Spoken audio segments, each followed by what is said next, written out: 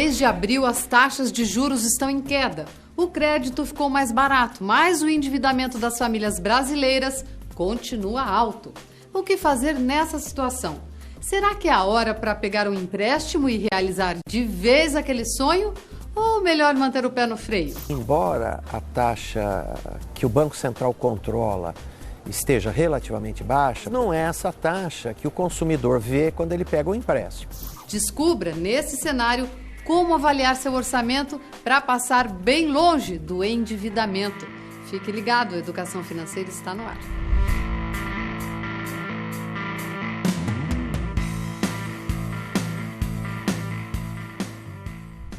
Queda da Selic, diminuição do spread bancário, redução dos impostos sobre operações financeiras e sobre produtos importados, aumento da inadimplência.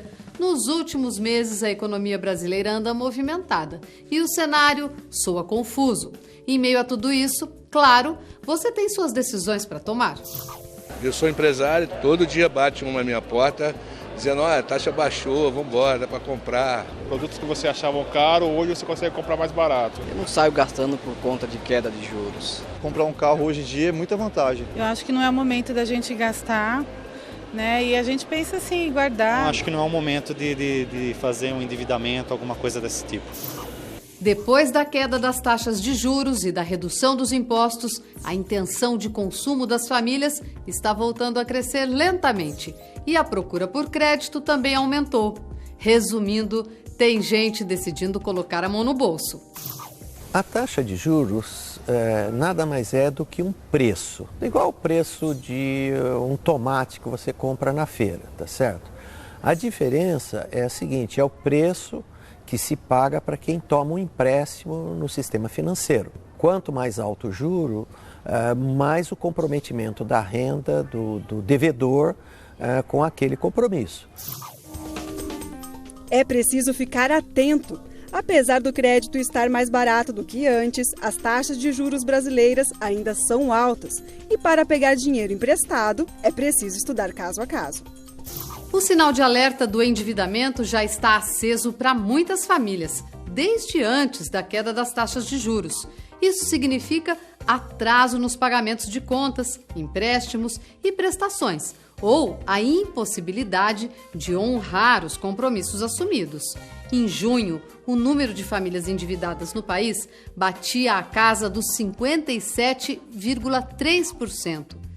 23,2% tinham contas em atraso e o cartão de crédito era o principal vilão dessa história. Tem financiamento de imóvel. Acho que todo brasileiro hoje tem dívida, tem financiamento. Eu tenho casa financiada, eu tenho um carro financiado. Como eu fiz agora há pouco tempo, então na verdade eu já negociei minha taxa, então ela realmente já está reduzida. Agora é para comprar imóvel, comprar casa, comprar carro, tudo facilita. No momento eu não tenho dívidas, graças a Deus. Para quem está com o orçamento apertado, não é o momento de gastar mais. É hora de resistir às tentações. Aqui no Brasil, eu acho que a gente precisa cada vez mais, um esforço para educar as pessoas. E a gente está vendo agora, nesse momento, muitos brasileiros que começam a se endividar acima de sua possibilidade, acima de sua capacidade. Mas eu acho que as pessoas têm que fazer conta e não se entusiasmarem, não é, na hora de comprar um bem. Tem que saber se aquilo cabe no seu salário e lidar com a possibilidade de um revés, uma doença, uma perda de emprego, a necessidade de socorrer um filho, um pai, um irmão e assim por diante, não é? Embora a taxa que o Banco Central controla esteja relativamente baixa, não é essa taxa que o consumidor vê quando ele pega o empréstimo. Tá? Ele vai encontrar uma taxa de 40%, tá certo? Que é 5 vezes acima. Portanto, o que o consumidor tem que tomar muito cuidado?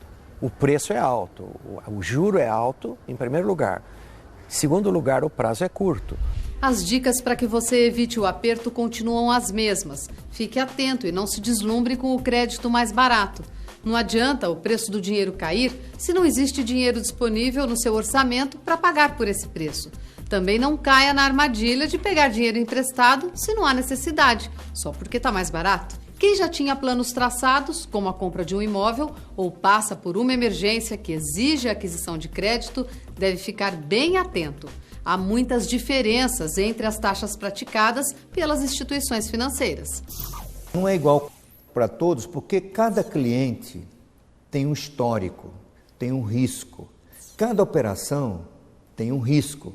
Por exemplo, um banco tem maior possibilidade de receber o empréstimo que ele faz se o empréstimo tiver garantia, por exemplo, de um automóvel, de uma geladeira, até porque esses empréstimos são concedidos em alienação fiduciária, que é um tipo de garantia, e o banco pode retomar. Quando ele empresta sem garantia para um tomador, por exemplo, cheque especial, ele tem que confiar que o cliente vai pagar. Se o cliente não pagar, o banco não tem como em cima dele tomar um bem, não é? Nesse caso, a taxa de juros tem que ser maior, porque o risco também é maior. E, portanto, o número de pessoas que tomam esse tipo de empréstimo e que não vão pagar é maior do que o número de pessoas que tomam empréstimos garantidos e não vão pagar. Uma pesquisa realizada pelo Procon de São Paulo destaca os pontos que merecem atenção dos consumidores em relação à queda das taxas de juros. Em primeiro lugar, saiba que a redução não foi feita em todas as linhas de crédito. Verifique no banco quais efetivamente sofreram redução, além das condições exigidas para ter acesso às taxas mínimas. Pode ser exigido, por exemplo, que o cliente seja correntista, receba salário ou benefício do INSS pela conta corrente do banco, faça adesão a um pacote de serviço ou possua investimentos. O prazo do empréstimo também é um dado relevante. A pesquisa do Procon, ela apontou que as taxas de juros não estão sendo reduzidas de uma forma tão elevada quanto está sendo anunciado. Os bancos estão anunciando redução de taxas, mas, no entanto, são taxas referentes às taxas mínimas praticadas pelos bancos. As taxas máximas, que é o que normalmente o consumidor comum obtém, eles não estão reduzindo tanto. Isso ficou bem claro na última pesquisa que nós fizemos. A pesquisa desse mês apontou uma redução muito pequena nessas taxas. No entanto, o que tem sido anunciado são reduções altas. É sempre bom lembrar que o bom uso do crédito continua sendo aquele que leva à construção de patrimônio, como a compra da casa própria ou o investimento em educação. E isso caso não tenha sido possível guardar o dinheiro.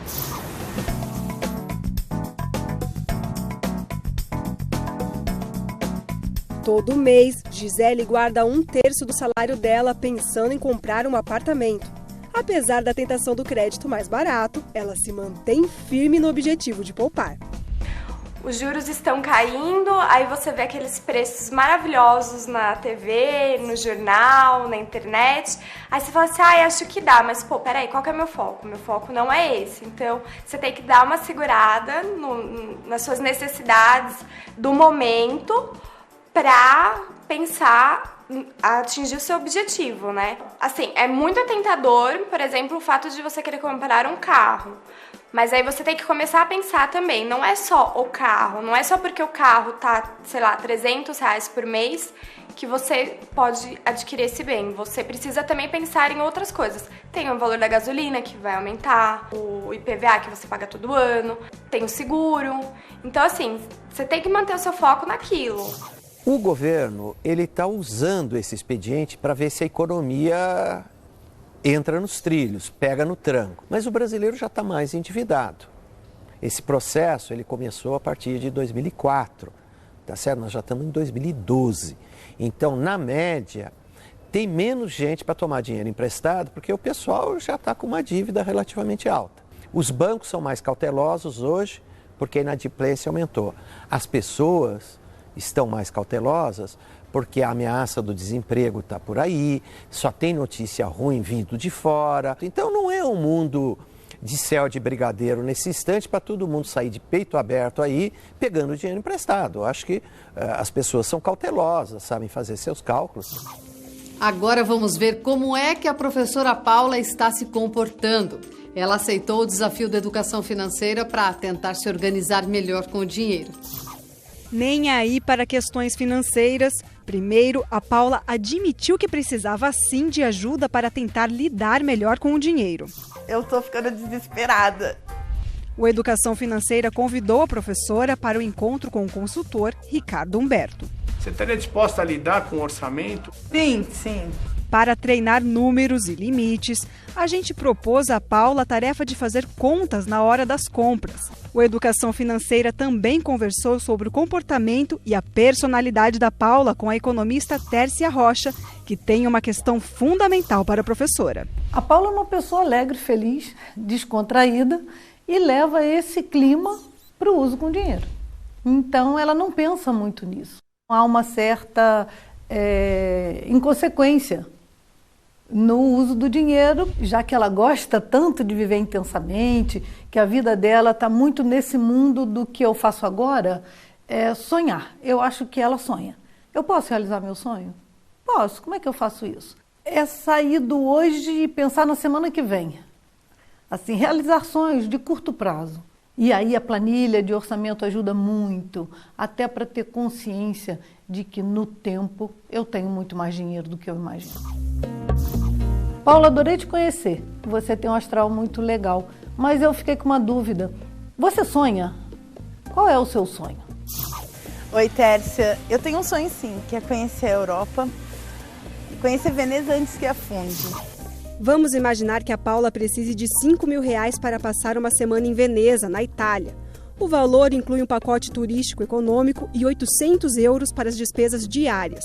Guardando cerca de 10% do seu salário por mês, por exemplo, R$200, em um investimento com rentabilidade de 0,7% ao mês, a Paula precisaria de 24 meses para alcançar os R$5.000. Nesse intervalo, seria essencial ir planejando a viagem. Será que a Paula seria capaz de encarar esse desafio antes que a cidade mais romântica do mundo afunde? Agora, mais do que nunca, eu vou precisar preencher a planilha.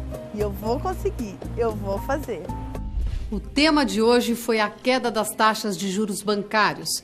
Quem está com o orçamento em dia deve manter o foco em seus próprios objetivos e nada de agir por impulso. Já quem tem dívidas pode encontrar nesse cenário boas oportunidades de renegociação. E é disso que vamos falar no próximo programa, não perca! Sempre que quiser, acesse o site do Educação Financeira ou escreva para a gente pelo e-mail contato@tvef.com.br. Queremos saber sua opinião sobre o programa. Até a próxima!